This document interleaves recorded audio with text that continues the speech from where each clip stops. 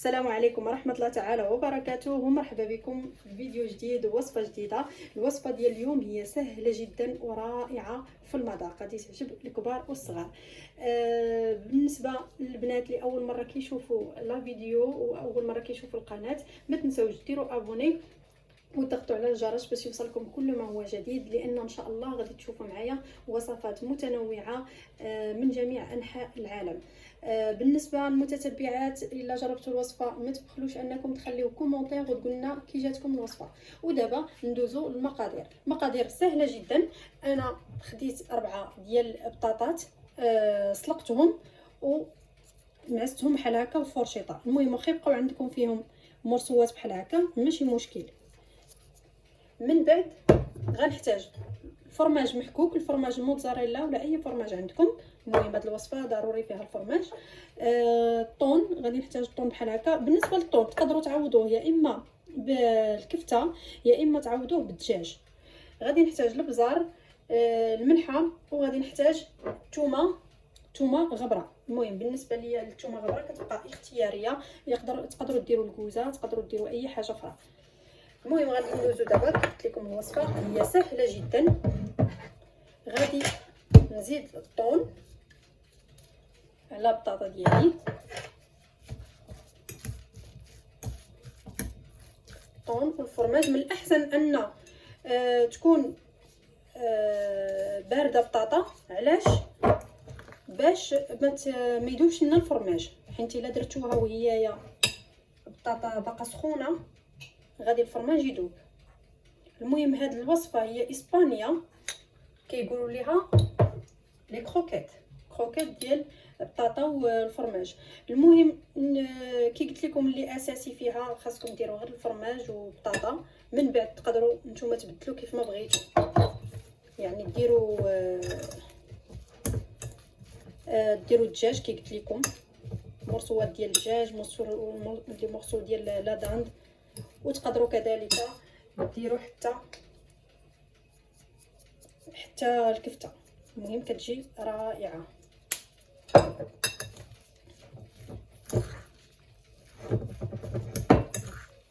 قلت لكم هي سهله جدا.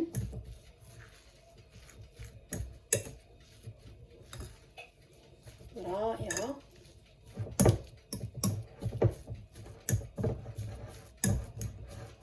هذه كتعجب الصغار وغتعجبكم حتى نتوما، يعني تقدروا ديروها وجبه للعشاء، تحطوها من الطابله ديالكم في رمضان، يعني تنوعوا بها في رمضان.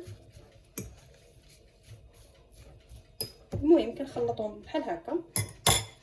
ودابا كندوز. هنا عندي درت الدقيق.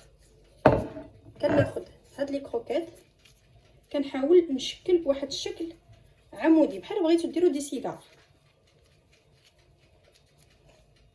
هاد لي سيغار كنديهم بحال هكا شويه في الدقيق، ومن بعد غادي نحطهم هنايا.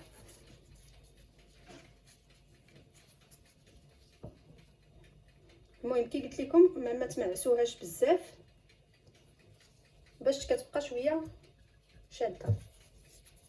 انا فضلت انني باش ما تبقاش تلصق ليا في يدي، فضلت انني ندير ليغات. المهم نتوما تقدروا ديروا في يدكم شويه ديال الماء اللي ما عندوش ليغات باش ما تبقاش تلصق ليا في يدو. المهم كنكمل بهذه الطريقه حتى كنكمل لي كروكيت ديالي كاملين.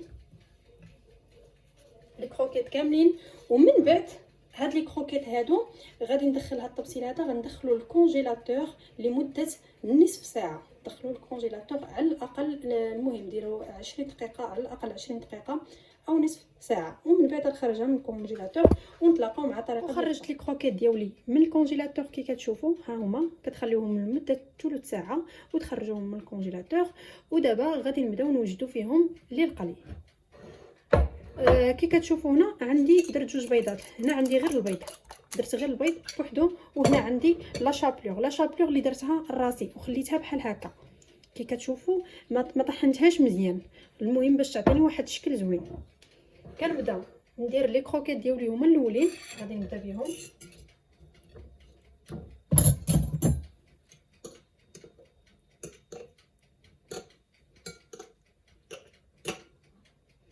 علاش كندخلوهم للكونجيلاتور؟ باش كتسهل عليكم الخدمه ديالهم من بعد كيكونوا تجمعوا وكتسهل عليكم الخدمه. وحتى لا بيغي انا كنت قلت لكم انكم خليوها شويه فيها لي مورسو.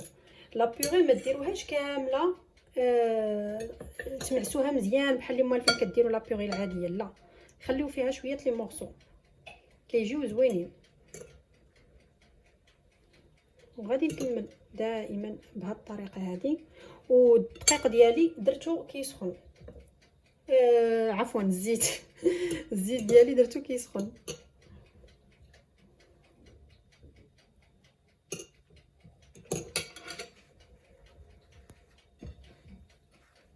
المهم لي كروكيت كديروهم مزيان، خاصهم ياخذوا هذا الشكل هذا.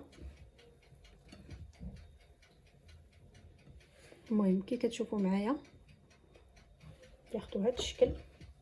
من بعد غنكمل بهذه الطريقه حتى نكمل لي كروكيت ديالي كاملين وندوز نوريكم الطريقه ديال القلي ديالهم. دابا دزنا الطريقه ديال الطهي. المهم شوفوا لي كروكيت ديالي كيفاش دايرين. وكي قلت لكم هادشي علاش انا لا شابلور راني ما طحنتهاش مزيان، يعني خليت فيها بحال هكا فيها واحد لي مورسو. المهم باش كيجي شكل زوين. من بعد درت هنا حاولوا الزيت ما ديروش في مقله، حاولوا ديروه في شي كاميله ولا حاولوا ديروه في شي كاسرونه باش يجي الزيت طالع شويه، حيت خاصهم يدخلوا في الزيت كاملين، خاصهم يجيو بحال هكا. شفتوا ان الزيت يجي غامق عليهم مزيان من الفوق. داكشي علاش الا درتوهم في مقله غادي ديروا الزيت قليله، غادي الزيت كلها دير لكم في المقله وتبان قليله، تشد في المقله وتبان قليله. داكشي علاش انا خاصهم يجوني بحال هكا.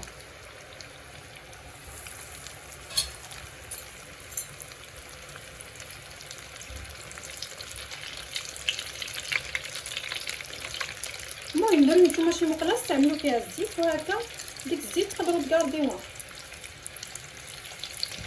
شفتوا؟ المهم خاص لي كروكيت ديالي يجوني بحال هكا محمرين، كيجيو غزالين. المهم كلشي عندي راه طايب، عندي البطاطا راه ديجا طايبه. الا كنتو درتو الكفته او شي حاجه اخرى حتى هي كتكون طايبه، يعني انا يكفي انهم يكونوا بحال هكا لان كلشي طيب. خاصهم غير شويه لمده شي 2 دقائق بحال هكا صافي كيدوي.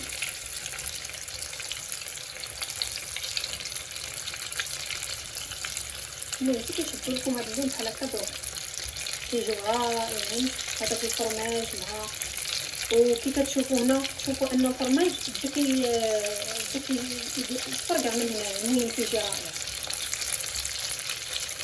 هادشي علاش قلت لكم الوصفه الا كان فيها الفرماج غادي يجيو لذيذه بزاف.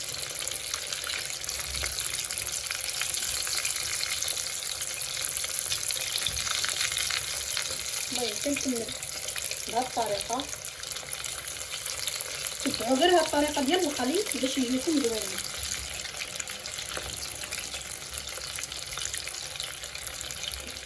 شفتوا انا فاش كيجي بحال هكا كيبدا يفرقع الفرماج وكلش كتجي رائعه. كي كتشوفوا فهي وصفه سهله جدا، وحتى الدراري الصغار ما غاديش يشبعوا منها. المهم هاد اللون دائما نحافظ على هاد اللون.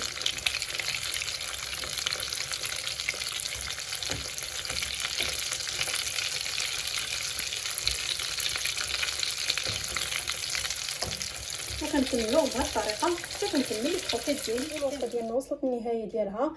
المنظر ديالهم كيجي رائع وكذلك المذاق فهو لذيذ لذيذ لذيذ جدا. ننصحكم انكم تجربوا الوصفه لانكم كيف شفتوا انها سهله جدا. وقبل ما تخرجوا ما تنساوش ديروا ابوني وتضغطوا على الجرس، ونتلاقاو في وصفه اخرى ان شاء الله.